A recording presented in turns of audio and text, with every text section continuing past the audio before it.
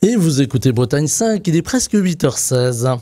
Bretagne 5, l'invité de la matinale. Et notre invité politique en ce lundi matin est Guirec Hamon. Il est référent Jeunes Horizons des Côtes d'Armor. Et nous allons parler politique avec lui, évidemment, ce matin au micro de la matinale de Bretagne 5. Bonjour Guirec Hamon. Bonjour, merci de me recevoir. On va donc parler politique, il y a beaucoup de choses à dire, de commentaires à faire. J'avais envie de commencer, avant de parler, j'allais presque dire des choses qui fâchent, de parler de cette inauguration de Notre-Dame de Paris qui retrouve enfin un visage humain et puis qui rentre... Voilà, pour des millénaires, on l'espère, sans souci et sans incendie surtout. Il y avait cette réception des chefs d'État ce week-end à Paris. Vous avez trouvé ça bien? Vous avez trouvé que c'était judicieux, que finalement la politique et même la géopolitique s'invitent à Notre-Dame? C'est une opportunité, moi je trouve aussi, de montrer que la France a toujours une aura dans le monde.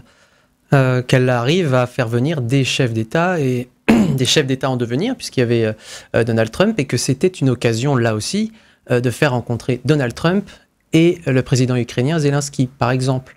Et je trouve que c'est une bonne idée, c'est une bonne opportunité, justement dans ce moment de concorde, je vais dire spirituel, pour ne pas dire religieux, de rapprocher, finalement, que ce soit l'opportunité de rapprocher des personnalités dont on avait peur qu'elles ne puissent pas s'entendre et dont on avait entendu auparavant qu'elles ne s'entendaient pas. Et cet espace de pour finalement tirer les choses au clair. Alors on attend de voir ce que ça donne. Mais moi je trouvais que c'était bien joué de la part de la diplomatie française de rapprocher ces deux personnages-là, notamment parmi d'autres, puisque c'est un petit peu un autre sommet diplomatique également. Donc il y a toujours une aura de la France, une aura de l'histoire de la France, du patrimoine français. Et au-delà de ça, la cathédrale Notre-Dame, c'est finalement le cœur aussi de Paris, ville des Lumières, qui a là encore une histoire particulière, qui est quand même millénaire aussi.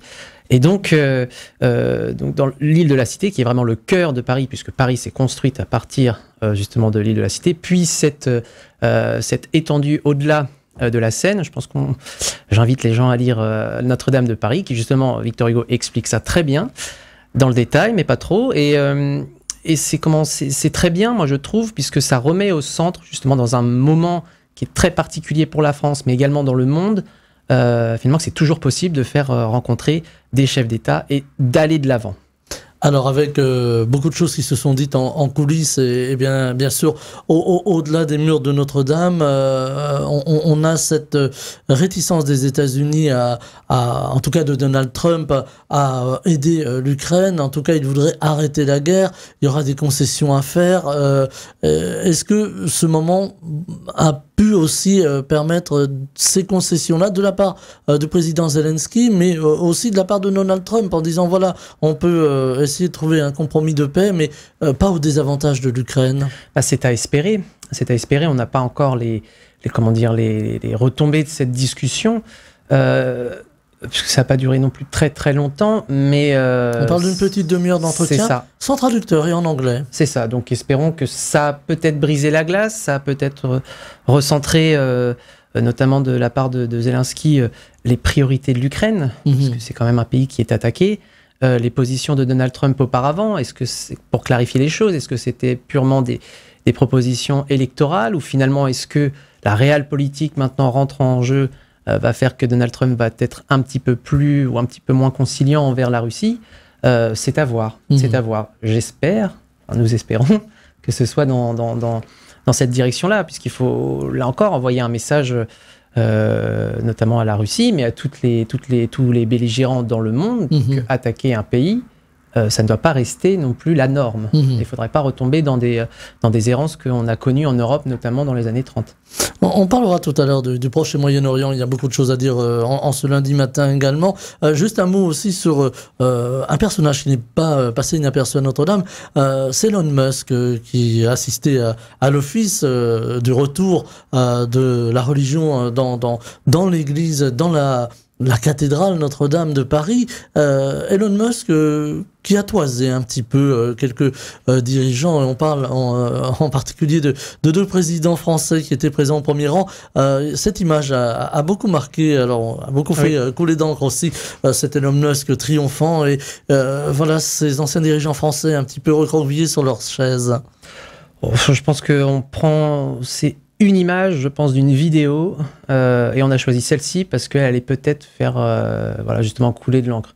Est-ce qu'on doit apporter plus d'importance à cette image-là? Il les a toisés. Est-ce qu'il sait seulement qui est Nicolas Sarkozy et François Hollande? Je ne sais pas. Et en vérité, c'est pas important. Est-ce qu'il toise? Il marche. Moi, ce que je vois, c'est qu'il marche dans une église, il rejoint sa place. Après, on peut commenter, on peut bavarder sur ce que ça veut dire, ce que la photo veut dire, mais enfin, je pense qu'il y a des choses plus importantes quand même.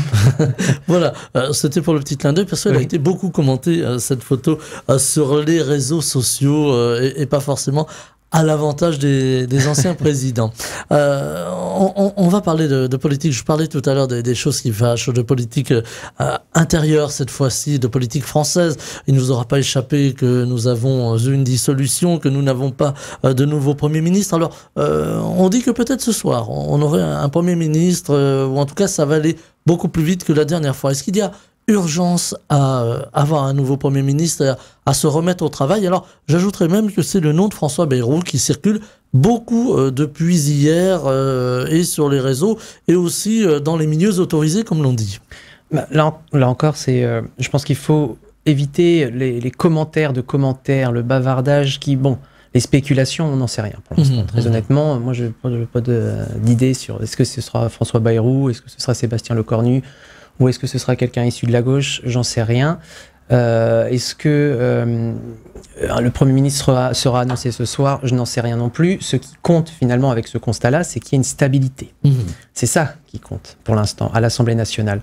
Donc on peut remettre sur le président de la République toute la faute, toute la responsabilité de l'instabilité politique. Il n'en demeure pas moins que depuis la dissolution, le centre du pouvoir revient à l'Assemblée nationale. Et au Sénat. Mais c'est une bonne chose finalement que le pouvoir revienne à l'Assemblée nationale. C'est une bonne chose si chacun agit en responsabilité. Et on l'a bien vu avec la censure, qu'on se cache parfois derrière des prétextes pour censurer. On l'a vu avec le Rassemblement national, qui part sur une copie de négociation avec Michel Barnier. Michel Barnier cède sur quelques points. Le Rassemblement national était parti dans cette logique-là, c'est que s'il cédait sur ces points-là, on ne censurait pas. Puis finalement, la veille, on va censurer, puisque maintenant on demande à ce que tout ce qu'on propose soit retenu. Michel Barnier a dit non. Dans ce cas-là, je risque la censure.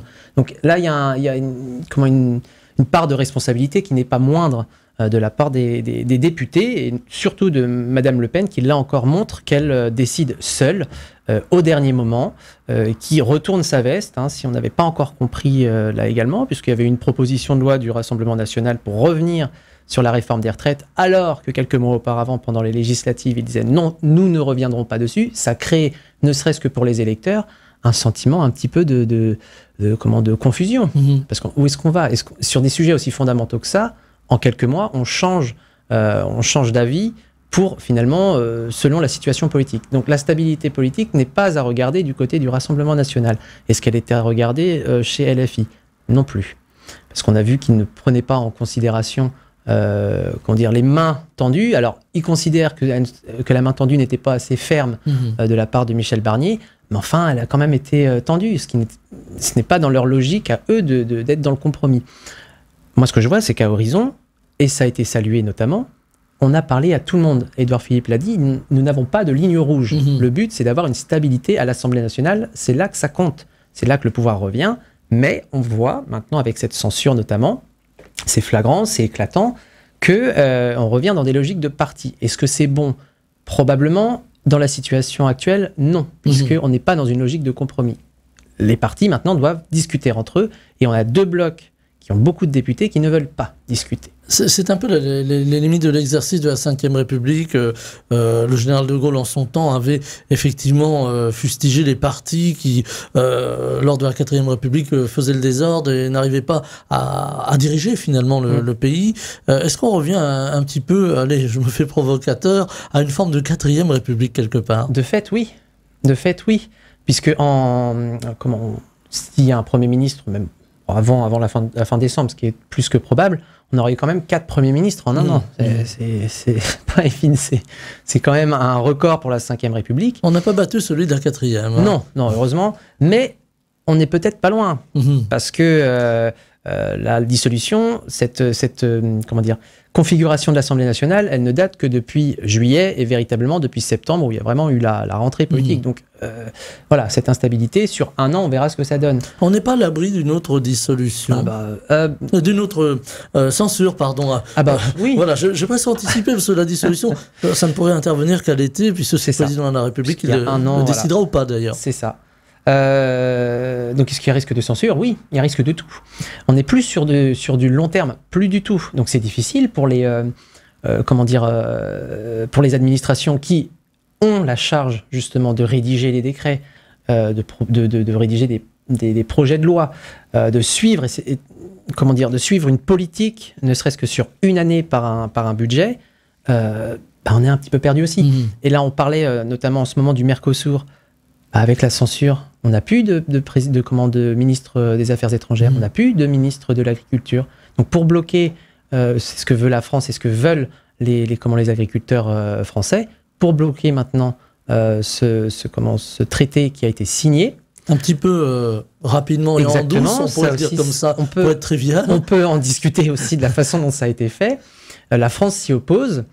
Eh bien, il faut chercher maintenant des majorités de blocage ou des minorités de blocage, puisqu'il y a c'est très technique, mais il y a un certain nombre de pourcentages, nombre de voix, etc., notamment au Conseil, pour pouvoir bloquer l'adoption de voilà. Mais si on n'a pas de ministre des Affaires étrangères et de l'Europe qui s'occupe de cela, on est dans une situation difficile. Au Parlement européen, c'est la même chose, puisque les Républicains sont contre en France. Au Parlement européen, c'est à eux maintenant. Eh bien, parce qu'ils font partie du groupe qui s'appelle le PPE, au Parlement européen, qui est le plus gros groupe. Bien, c'est à eux maintenant de chercher des alliés, et le travail, il est là. Parce qu'on peut justement dire « Ah, c'est pas bien, c'est pas bien, c'est pas bien ». Bon, il faut aller chercher maintenant comment on fait les choses. Et j'ai peur, je crains que ce ne soit pas dans la logique des politiques, de certains responsables politiques, c'est que s'il n'y a pas de lumière, on ne se montre pas. Et ben, c'est aussi dans l'ombre que le travail se fait, quoi. Avec beaucoup de voix qui se sont élevées ces dernières heures, au centre principalement, mais on les a entendues aussi à droite, dans l'ex-majorité présidentielle, on les a entendues aussi parfois à gauche, dans une gauche modérée, ces voix pour essayer de faire en sorte qu'il y ait une gouvernance entre les partis républicains. Alors en dehors du RN et de LFI, c'est à peu près le sens commun de ce que l'on entend actuellement. Est-ce que c'est une bonne chose déjà qu'il y ait des voix qui s'élèvent et qui disent, voilà, on est prêt à peut-être faire des compromis, justement cette fameuse culture du compromis et non de la compromission, pour pouvoir gouverner, pour pouvoir ramener la stabilité? C'est rassurant. Moi, je trouve que c'est rassurant, et Édouard Philippe l'avait dit depuis, on parle des législatives, mais finalement, il en avait parlé bien avant, puisqu'il y avait là encore, il n'y avait pas de majorité à l'Assemblée, même avant, ou très peu, enfin de très peu de voix. Il faut ouvrir. De toute façon. Donc ça fait plusieurs mois qu'il en parle, mais on y arrive finalement. C'est ça qu'il faut faire. C'est un peu par la force des choses finalement que. Ah bah oui. Mais là il va falloir discuter. Il n'y a pas le choix parce qu'on peut se cogner la tête les uns contre les autres, on va pas avancer. Donc au bout d'un moment, il y a les Français qui regardent, il y a des Français qui attendent. Je pense aux agriculteurs, mais je pense également aux radios indépendantes qui attendent une plus grande visibilité. Sur ce qui va se passer l'année prochaine, sur les chefs d'entreprise également, l'incertitude ne joue pas en faveur des entreprises. Bon, ne joue pas en faveur des investisseurs non plus, puisque l'intérêt de la dette augmente. Un intérêt de la dette, ça veut dire qu'on doit la rembourser chaque année. On est au-delà de 50 milliards par an, ce qui est énorme. Donc c'est 50 milliards de moins que l'on peut investir. Et c'est plus que le budget de l'éducation nationale. Il faut quand même néanmoins que le pays continue à fonctionner, exactement, que les fonctionnaires soient payés, que les prestations sociales soient payées. On n'est pas comme, c'est pas comme aux États-Unis. Voilà. C'est pas comme ça fonctionne pas de la même chose. Il y a des marges de manœuvre, etc. Mais enfin, c'est pas parce que il y a pas de shutdown brutal que la situation va en s'améliorant. Non, il faut de la lisibilité, une clarification sur ce qui va être proposé l'année prochaine et dans les prochaines années. Je pense notamment à la défense. Dans la situation actuelle, il faut une lisibilité aussi là-dessus. Pour peser en Europe, puisque la France est quand même un interlocuteur privilégié, parce que la France a un arsenal militaire qui est relancé avec une augmentation permanente du budget de la défense. On peut le regretter au vu de la situation actuelle, je pense que c'est bienvenu. Mais là encore, il faut de la responsabilité des responsables politiques et j'ai l'impression qu'il n'y a que le centre et aussi les sociodémocrates, les républicains qui s'en rendent compte, sauf qu'il y a besoin de plus de députés pour cela, mais qui, pour l'instant, voient davantage leur gain politique électoral que la France. Et ça, c'est dramatique. Il va falloir le travailler collectif. Oui, pas de choix. Avec effectivement une situation compliquée, une demande sociale importante, hein, on en parle souvent à ce micro. Vous faisiez référence tout à l'heure aux radios indépendantes, à la culture. On a vu néanmoins des collectivités territoriales, et vous voyez où je veux en venir, les Pays de la Loire par exemple, qui ont sévèrement taillé dans les budgets de la culture, ce qui suscite une forme d'incompréhension. Aujourd'hui, est-ce qu'il faut éviter ce genre de mesures drastiques qui bloquent tout le monde finalement? Est-ce qu'il faut faire des efforts, mais les faire de façon raisonnable? Voilà, c'est une proposition de budget, justement, étalée sur plusieurs années. Alors, j'ai pas le détail exact des réductions, mais là encore, ça fait partie de la responsabilité de chacun que d'ouvrir la discussion. Bon, est-ce que j'imagine que il va y avoir des débats assez houleux. C'est déjà assez tendu à la région.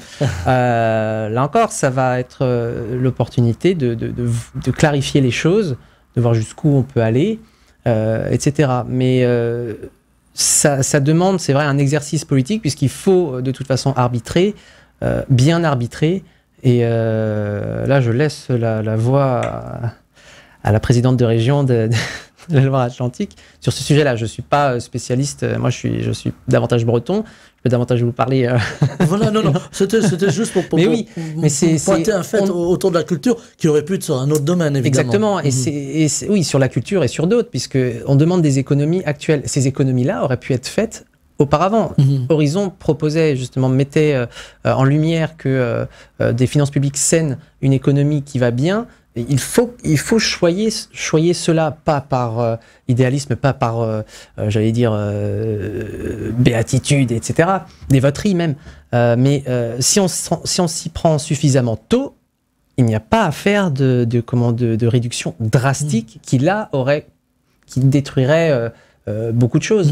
Il ne faut pas travailler avec une vague qui emporte tout sur son passage. Non, seulement plus on attend et plus la facture est salée. Donc on est dans cette situation-là et il y a des partis qui jouent de cela, qui vont pousser justement au désordre pour justement que le centre soit obligé de prendre des mesures drastiques parce que le centre est responsable et ensuite remettre la responsabilité sur le centre parce qu'ils ont amené des réductions, nous ne sommes pas d'accord, etc. Mais vous avez joué le jeu, c'est votre pari, notamment à LFI, de la démission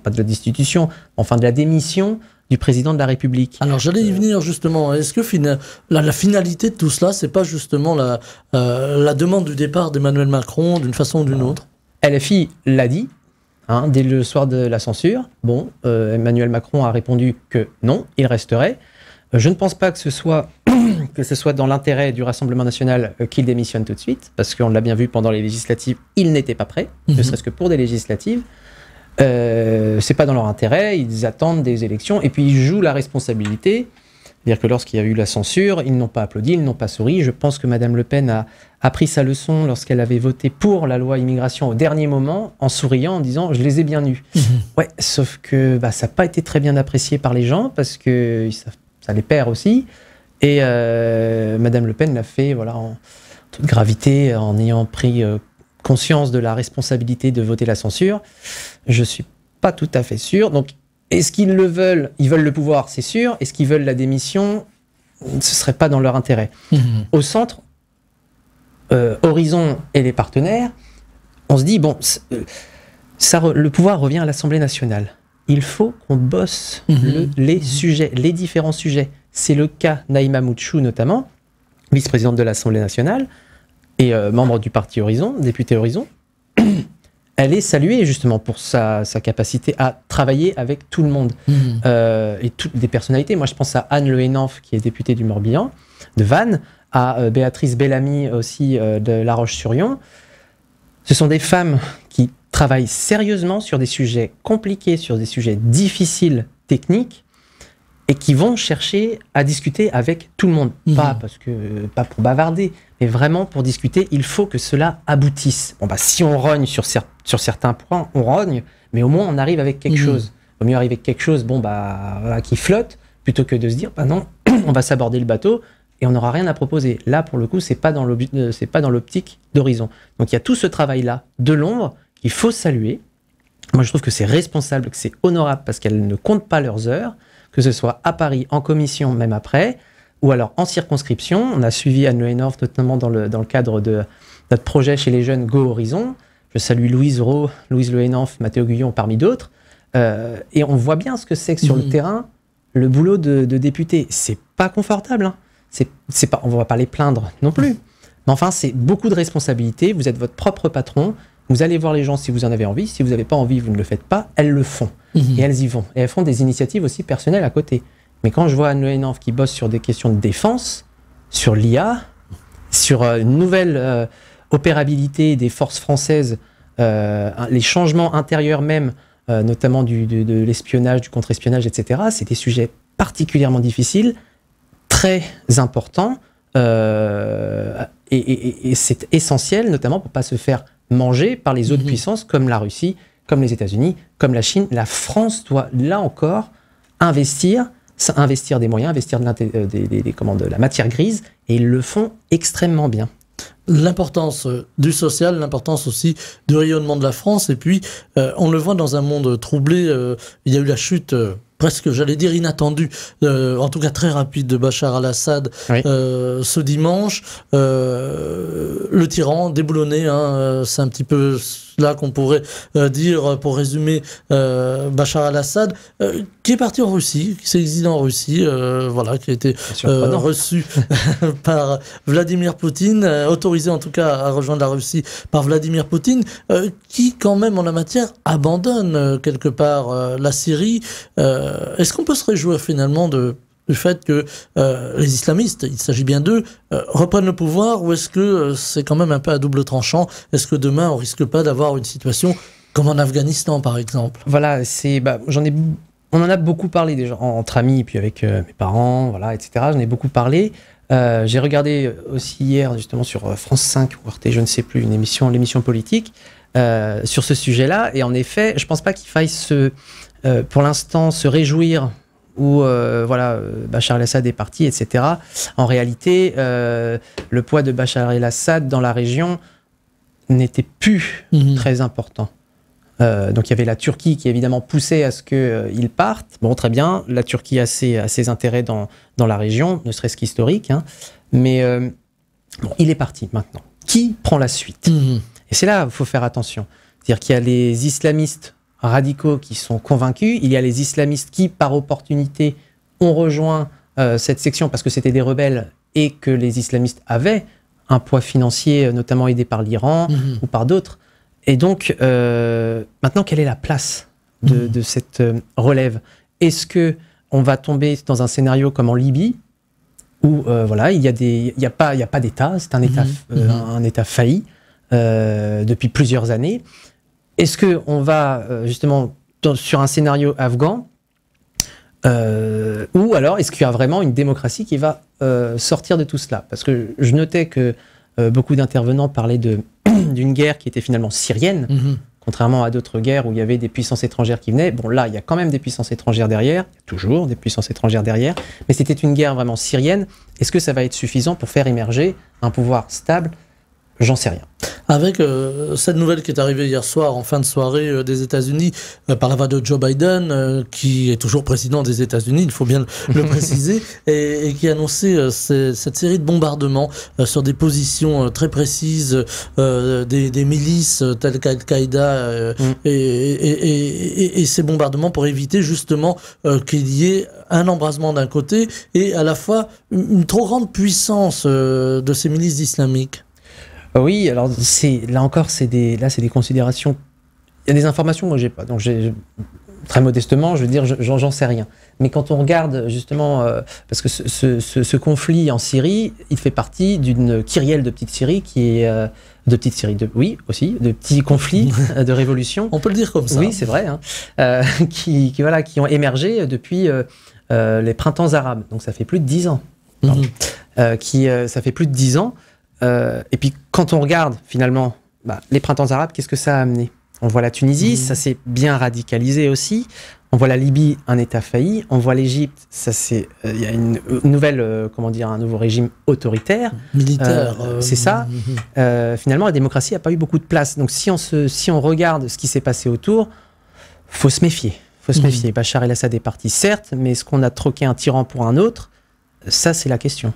Voilà, elle va rester en suspens encore quelques temps. Mais je voulais vous entendre là-dessus. Et justement, juste pour rebondir sur la Russie, la Russie a abandonné finalement ses positions en Syrie, ou le soutien en Syrie, parce qu'elle aussi est occupée ailleurs. Voilà, j'allais y venir. Vous me donnez la transition pour trouver.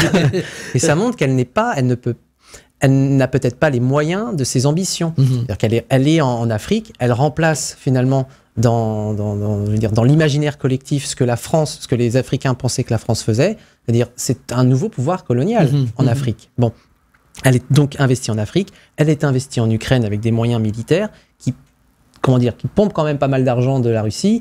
Elle a d'autres également conflits à gérer en interne, donc finalement elle peut pas être partout. Et elle a dû lâcher la Syrie, elle a dû faire des choix, et on voit bien que la diplomatie russe aussi a ses limites et qu'elle s'épuise. Justement, est-ce que ça peut avoir une influence? On parlait en commençant de Notre-Dame de Paris et de la visite de Donald Trump, de cette rencontre avec Volodymyr Zelensky. Est-ce que ça peut avoir une influence justement sur la guerre en Ukraine, guerre proche de nous? Mais il y aura, oui, une influence, une perte d'influence plutôt, puisque ce que la Russie abandonne, la Turquie investit. Donc elle perd de ce côté-là. Qu'est-ce qu'elle gagne à côté de ça, je ne saurais pas vous dire. Mais là encore, faut pas laisser, faut travailler le sujet. C'est-à-dire l'Ukraine, l'Ukraine a besoin des États-Unis, l'Ukraine a besoin de l'Europe. Il faut un front commun. Bon. Un dernier mot, il nous reste 2 petites minutes, me fait signe notre réalisateur, ça va aller très vite, mais on allait dire la veille, mais maintenant on y est, d'une recomposition géopolitique, tant stratégique que politique, mais aussi économique. Est-ce que là aussi il va falloir que l'Europe, et dans cette Europe, la France se renforce par bien des égards, y compris au niveau politique, et ça nous ramène à cette dissolution. Est-ce qu'il faut aller maintenant très vite pour retrouver la stabilité, pour peut-être tourner la page? Mais c'est ça, c'est le départ, c'est la stabilité politique.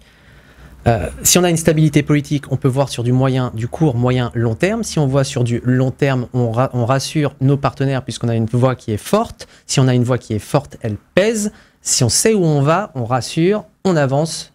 National, Europe, monde. Donc c'est important, c'est le socle, c'est le pilier. En 30 secondes, Édouard Philippe peut être ce futur dirigeant qui tournerait la page? Je pense que oui, mais enfin, avant de tourner la page, il faut savoir ce qu'on va faire. Il faut d'abord lire la page et apprendre ce qu'il y a dessus. Et ensuite, on la tournera quand on aura travaillé sur le fond. Voilà, je ne pouvais pas m'empêcher de vous poser la question.